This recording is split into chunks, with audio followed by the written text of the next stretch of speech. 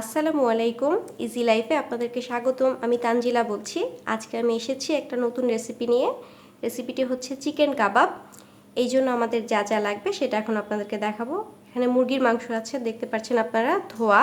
এটা হচ্ছে হাফ কেজির একটু কম হবে। এটা কিন্তু হাড় ছাড়া মুরগির মাংস নিতে হবে, যেহেতু আমরা কাবাব তৈরি করছি। সাথে আছে বুটের ডাল, সেটা এই যে কাপটা দেখছেন, এই কাপেরই 1 কাপ পরিমাণ ধোয়া বুটের ডাল। ঠিক আছে। এরপরে আছে আপনাদের আরেকটা বাটিতে দেখাচ্ছি আস্তা শুকনা মরিচ, আস্তা কোয়া কোয়া রসুন এবং আদা কুচি। এগুলো দিয়ে আমরা সিদ্ধ করব এবং সামান্য পরিমাণে লবণ। এখন এই জন্য আমরা আগে ম্যারিনেশনটা করে নেব। চিকেনগুলো আগে ঢাললাম বাটিতে, ঢেলে দিব এখন আমরা চিকেনগুলো। দেখতে পাচ্ছেন, হ্যাঁ, আমরা চিকেনগুলো ঢেলে এরপর ডালটা ঢেলে নেব। ডালটা ঢেলে নিয়ে আমরা সুন্দর মতো করে, যেহেতু ভেজা এই জন্য একটু লেগে গেছে কাপের সাথে, সেটা সমস্যা না। এটা আমরা একসাথে করে আগে ম্যারিনেশন করব। ম্যারিনেশন করার পরে এগুলোকে আমরা প্রেসার কুকারে 3টা সিটি উঠাবো। যেহেতু এটা চিকেন, এই জন্য এটা বেশি সময় লাগবে না। চিকেনগুলোর জন্য বড় বড় করে কেটেছি, এটা খুব ইজিলি সিদ্ধ হয়ে যাবে। কিন্তু যদি আপনারা বিফ কিংবা মাটন ইউজ করেন তাহলে অনেক ছোট ছোট টুকরো করে নিতে হবে, কিন্তু সিটির পরিমাণটা এরকমই দিতে হবে। এই দেখুন, আমরা আদা কুচি, রসুন কুচি এবং শুকনা মরিচ যে আস্তা সেটাও দিয়ে দিলাম। হ্যাঁ, এবার আমরা সামান্য পরিমাণে লবণ দেব। সামান্য, এটা আপনার বেশি কম হলে অসুবিধা নেই, পরবর্তীতে আমরা অ্যাডজাস্ট করে নেব। হ্যাঁ, আমরা দিয়ে এখন একটু মাখাই নেব। হ্যাঁ, সুন্দর মতো করে আমরা মাখিয়ে নেব। হাত দিয়ে মাখালে আরও ভালো হয়, সুন্দর মতো করে মাখানো যায়। এটা মাখানোর পরে আমরা এটা প্রেসার কুকারে দিয়ে দেব। প্রেসার কুকারে দেওয়ার পরে 3টা সিটি উঠিয়ে নেব। তারপরে সিদ্ধ করার পরে আমরা এটাকে গ্রিন্ডারে গ্রিন করব। প্রেসার কুকারের মধ্যে এই যে আমরা এখন সেই মাখানো মাংসটা দিয়ে দিচ্ছি। দেখতে পাচ্ছেন আপনারা, পুরোটাই দিয়ে দেব। দেওয়ার পরে হ্যাঁ, ভালো মতো করে বাটি থেকে আমরা দিচ্ছি। দেখতে পাচ্ছেন, মিশ্রণটা ঢালার পরে এখন পর্যাপ্ত পরিমাণে আমি পানি দিয়ে দেব। এটা বুঝে দিতে হবে আপনাদেরকে পানিটা। এইভাবে দেখতে পাচ্ছেন আপনারা, পানিটা এই পরিমাণে দিতে হবে, কারণ যেহেতু এটা কাবাব আমি এটা পুরোটাই শুকিয়ে নেব, সেজন্য এর বেশি আমরা পানিটা দেব না। এখন আমরা প্রেসার কুকারটা চুলায় বসিয়ে দেব। 3টা সিটি উঠবে, সে পর্যন্ত অপেক্ষা করব আমরা। এখন আমি চুলাটা বন্ধ করে দিলাম। এই যে 3টা সিটি ওঠার পরে আমি মিশ্রণটাকে গ্রিন্ডারের মধ্যে নিয়ে নিয়েছি। আপনারা চাইলে পাটায়ও বাটতে পারেন, এটা যার ইচ্ছা মতো, কেউ গ্রিন্ডারে, কেউ পাটায়, যে যেভাবে খুশি সেভাবে। ও আপনাদের আরেকটা কথা বলতে আমি ভুলেই গিয়েছি, প্রেসার কুকারে হয়তো বা কারো 1টা 2টা সিটি বেশিও লাগতে পারে, হয়তো বা 3টার জায়গায় 4টা লাগতে পারে, সেটা আপনারা দেখে বুঝতে পারবেন।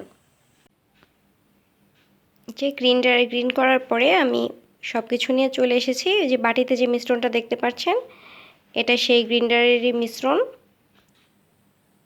এই যে এটাই সেটা আমার সেই কাবাবের মিশ্রণটা, যেটা আমি আপনাদের দেখিয়েছিলাম সিদ্ধ করার পরে এরকম হয়েছে। তারপরে এটাকে ভালো মতো গ্রিন্ডারে গ্রিন করেছি। আপনারা চাইলে পাটাতেও বেটে নিতে পারেন। এখন আমি এগুলোর মধ্যে আর বাকি যা যা মেশাবো সেটা এখন আপনাদেরকে দেখাবো। দেখিয়ে দিই কী কী আছে। লবণ, পুদিনা পাতা কুচি, পেঁয়াজ কুচি এবং কাঁচামরিচ কুচি, ধনিয়া পাতা কুচি, ব্রেড গ্রাম মানে টোস্ট বিস্কিটের গুঁড়া আমি যেটা করেছি, আপনারা চাইলে যে কোনো ব্রেড গ্রাম ইউজ করতে পারেন, একটা ডিম, এবং সাথে আছে গুঁড়া মশলা, যেমন ধনিয়ার গুঁড়া, গোলমরিচের গুঁড়া, জিরার গুঁড়া, গরম মশলা গুঁড়া। এই তো এখন আমি এক এক করে মিশাবো। প্রথমে আমি এই যে পুদিনা পাতা কুচি যেগুলো সেটা মিশিয়ে নেব, পুরোটাই দিয়ে দিই। এখানে সামান্য পুদিনা পাতা কুচি আছে।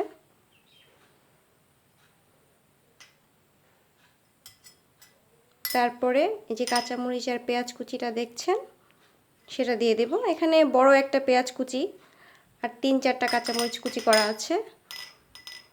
এরপরে যে ধনিয়া পাতা কুচি সেটা দিয়ে দেব।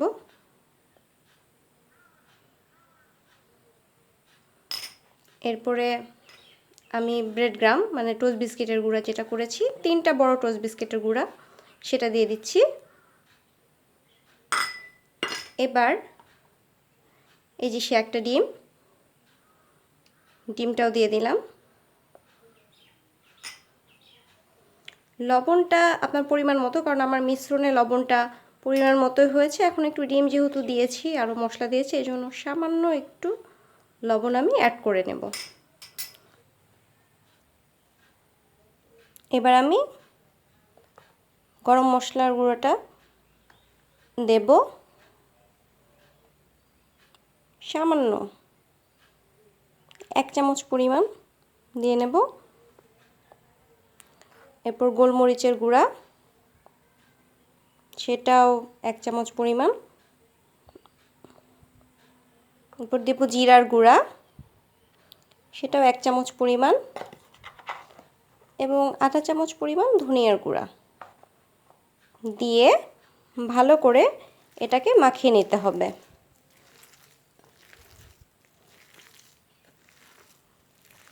ভালো মতো মাখাতে হবে যাতে করে কাবাবের মিশ্রণে সব কিছু ঠিক মতো ঢুকে।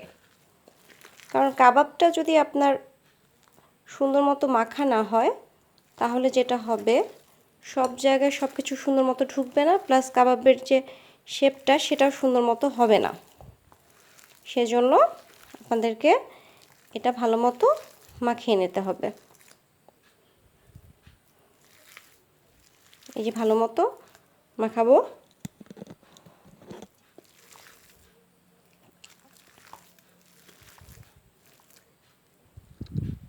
এভাবে রেডি করার পরে কাবাবের মিশ্রণটা রেডি হয়ে যাবে। মাখিয়ে নেওয়ার পরে এখন আমরা শেপ দেব কাবাবের। সুন্দর করে 2 হাত ব্যবহার করতে হবে আপনাকে। 2 হাত ব্যবহার করলে কাবাবের শেপটা সুন্দর আসবে, না হলে কাবাবের শেপটা সুন্দর আসবে না। হ্যাঁ, এখন সুন্দর করে 2 হাত দিয়ে দেখুন কি সুন্দর করে হাত চেপে চেপে ভালোভাবে আপনার কাবাবটা তৈরি করতে হবে, না হলে ভাজার সময় কিন্তু ভেঙে যাবে। সেদিকে আপনাদের লক্ষ্য রাখতে হবে। দেখুন একটা বানানো হয়ে গেল। এভাবে আমি আপনাদেরকে আরও বানিয়ে দেখাচ্ছি।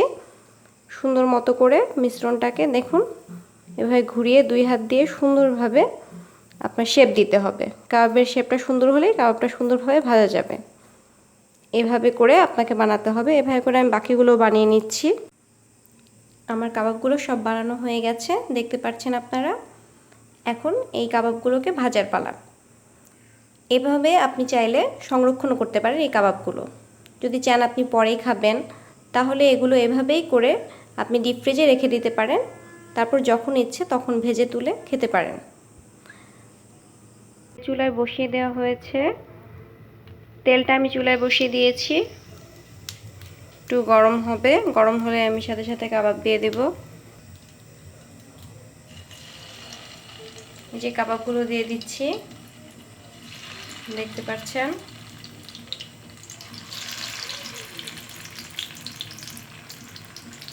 এখন কাবাবগুলোকে ভেজে নিতে হবে এপিট ওপিট করে।